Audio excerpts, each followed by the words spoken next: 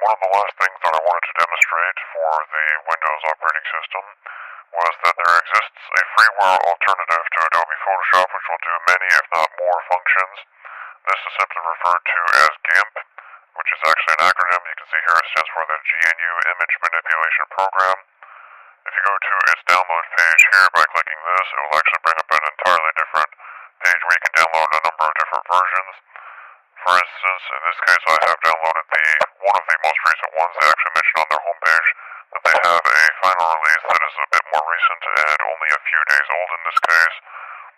However, I'm just going to install a slightly older version. In this case you can see it's an 86 version. If I was running the Windows 7 or Windows Vista versions of Windows, then I would just have to get a slightly different installer. So by clicking on this,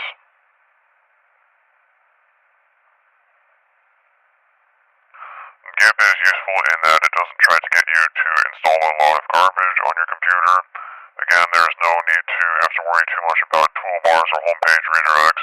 The thing that you will want to have to make sure you double check is which files or file types you want GIMP to be the default program that opens.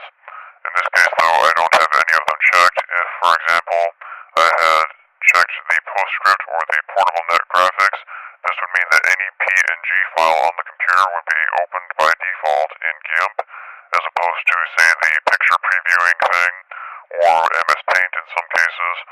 For now, though, I'm just going to click Next after unselecting all of them.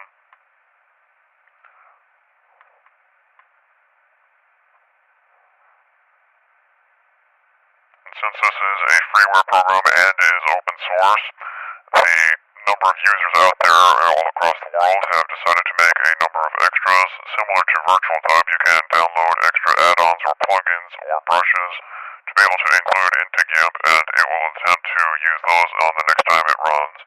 In this case, you can open custom files or otherwise proprietary files, and this way you can edit them or save them as something new instead. One of the reasons this is popular for people who modify or retexture games or other programs that use 3D modeling is that this can be able to support a number of different texture files. So now it's finished, and I will choose to launch GIMP.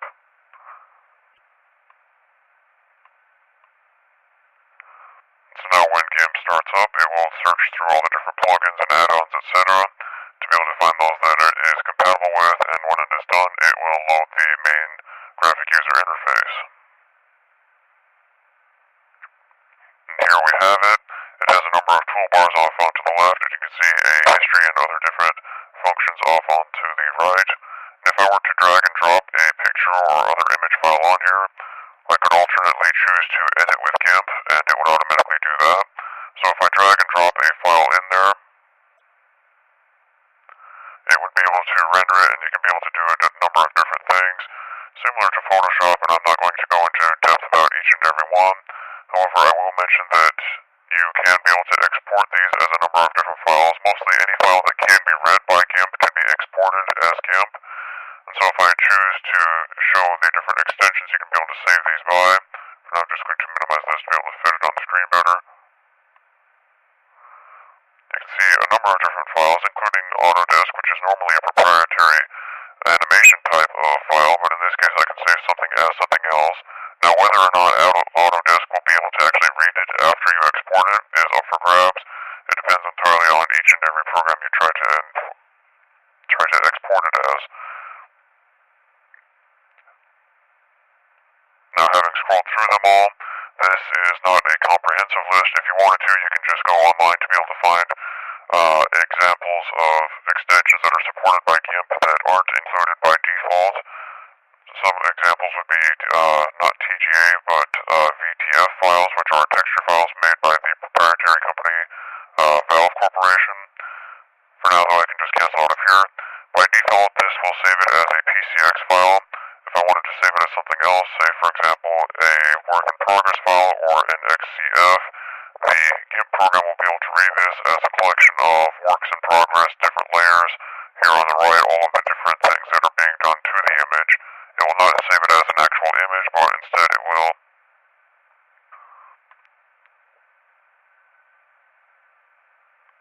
save it as an XCF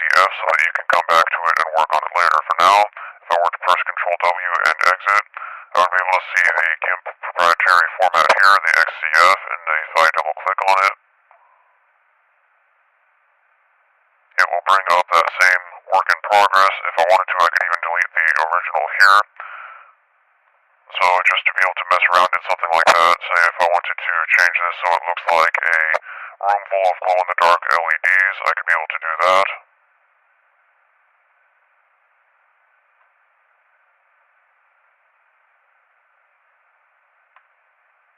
And if I wanted to save it, it would still save it as an XCF without altering the original image, as you see here. Still the same background, still all the red catwalks and everything else. However, if I wanted to export the image, the modified image, then I would go to Save As, choose a different file type or a different name. In this case, I could save it as a JPEG file.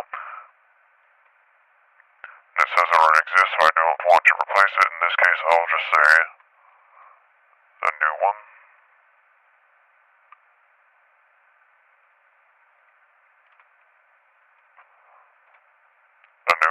And in this case I can change the quality. Since this is a JPEG and JPEGs can have variable qualities, I can move the slider bar to the left or right as much as I like, anywhere from 1 to 100, 100 being the best quality there is.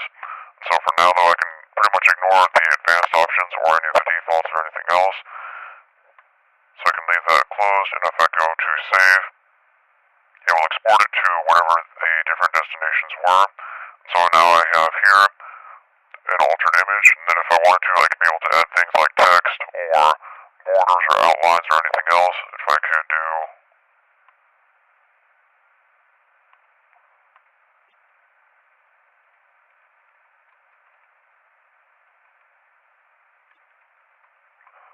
so now if I wanted to, I could be able to enter a number of different lines of text, be able to change the size and appearance down here. Font and everything else is here as you would expect in Photoshop or anything similar.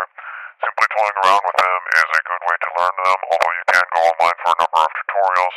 The help file here, if you were to go to help, will actually take you to the website. There's not a downloaded help file that would be able to help you. In this case, you would have to read it online. If you wanted to have it on your computer, you would have to install it there. I'm not going to demonstrate how to do that at this time just because the online one is a little bit easier to use. So for now though, I can choose to close this without saving it, and it will revert to this original here, the unaltered, newly altered version without the text. And if I were to close GIMP again after removing all the images, it would exit GIMP entirely. So as far as the image editing program, new image manipulation program, as far as GIMP is concerned, that is about all there is to it without going too far in depth.